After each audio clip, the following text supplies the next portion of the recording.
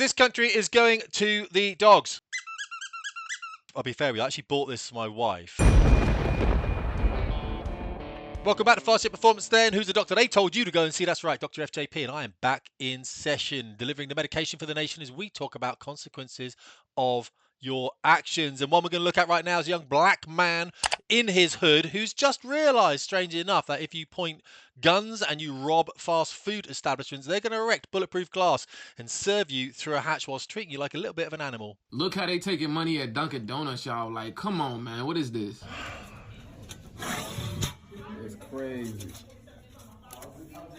Straight bulletproof glass through the whole thing, man. I mean, you can't even breathe on these people. Look how sealed this is. This is a professional seal. Like, you can't even talk to these people barely. Appreciate you, man. Getting up every day and seeing something like this, bro, that do something to your mental up here. It tell you, like, this how you feed animals in a zoo, gang. Like, that's pretty much what it's telling your mentality. Like, I did say I don't trust you. You feel what I'm saying? At what point do we be like, we tired of getting treated like animals, tired of getting treated like this? Like, bro, like, you telling me I can't even hand you my money, gang?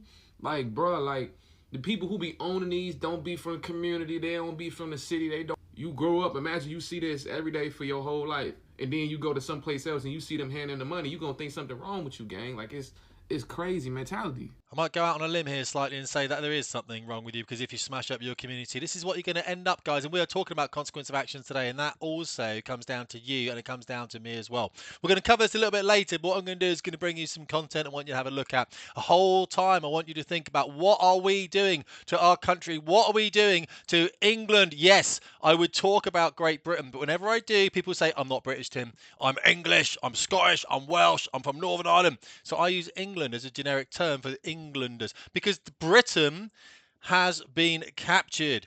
Anyone can be British now, can't they? You can come in a little dinghy if you want to, and all of a sudden you're British. Well, not in my books, you're not, okay? You're either born here, you've got family here, first, second, third generation. Let's look at some other people who aren't British. Okay, these two ladies then that bounced off the Israeli border, pretty much Palestinian activists, aren't they? But they're also Labour MPs, pretty much the same thing, isn't it? We all know that. So we've got the first one then, which is Sam Mohammed, we've got to stop doing this, and Yuan Yang then. Both these people, I'll tell you right now that Yuan Yang, I've got it up here, was born in Zhejiang province in China. At the age of 4, she moved to the UK with her parents. Now she's a British citizen, of course she is. And the other one then, which is Abdistan Mohammed, was born in 1980 in Yemen. Moved to Sheffield in 1982, so 2 years later, and of course a British citizen. It just seems that if anyone comes in the UK, all of a sudden they can be a British citizen. I'm interested in the people who's got family here, fathers, mothers, grandparents. That's what I'm talking about. Those are the people I'm interested in. That's why I don't use the term British. Let's get on with it now. Consequence of our actions of allowing so many Muslims into the UK, then there's 7% of the population, making up 21% of the prison population, of course. We have to think about that. I think it's 4 million of them. If we allow enough in, of course, we allow them to settle and they all become British, don't they? Then this is what happens. It Islamists won in Bradford because there are enough Muslims there now. They will keep on winning until we stop them. Either we take our country back or they take it over. It's simple. Well, you know, it's got historical precedent, hasn't it? I've got nothing wrong with Islam if it stays in Islamic countries. When it comes into the Christian lands, though, you're walking on some very dangerous and very fertile territory, as I'm sure you're aware.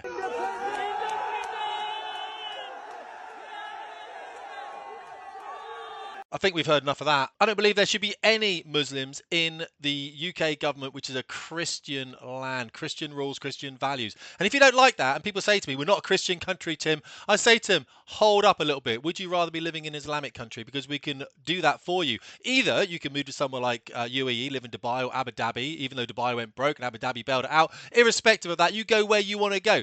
But also, you can stay here in the UK, and very soon it will become an Islamic country. So you get to choose what you want to do.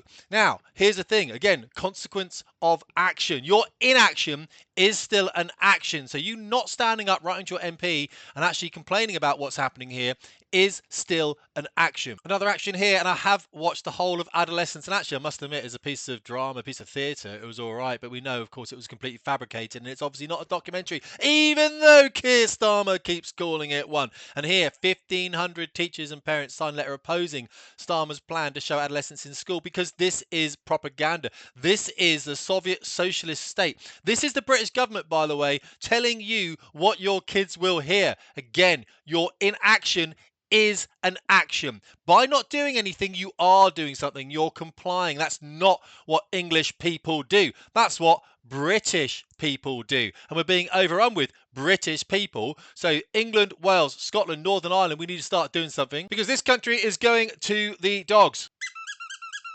I thought I'd bring that prop in there, guys. I'll be fair with you. I actually bought this for my wife. It's just a little toy I found in a shop, and I thought I'd buy her this little dog.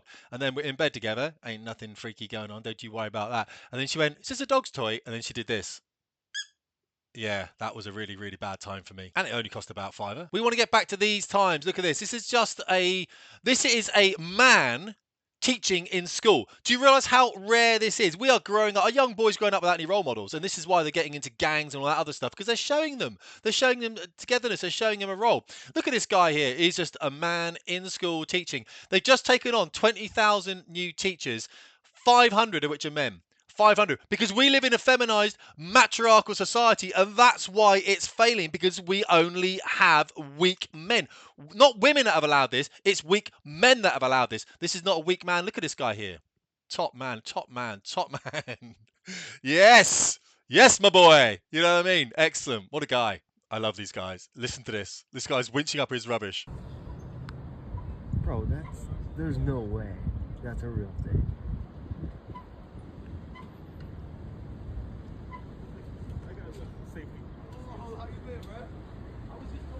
Brother, we are slaving away over here. My guys got it. Top lads, but you know, what would you rather be doing? Slaving away in the sun, shoveling that stuff, or being this kind of absolute pussy, winching stuff into a bin? Weak men.